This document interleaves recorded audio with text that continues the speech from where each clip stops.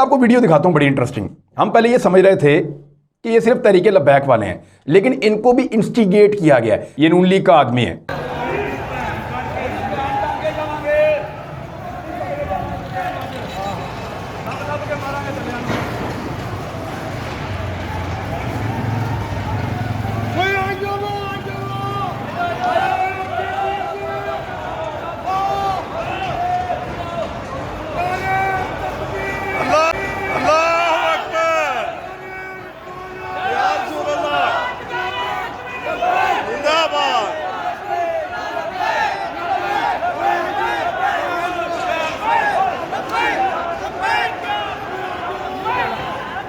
और अब पुलिस से जब मेरी बात हुई, उन्होंने कहा जी हमने बेशुमार बंदे नून लीग के पकड़ लिए हैं।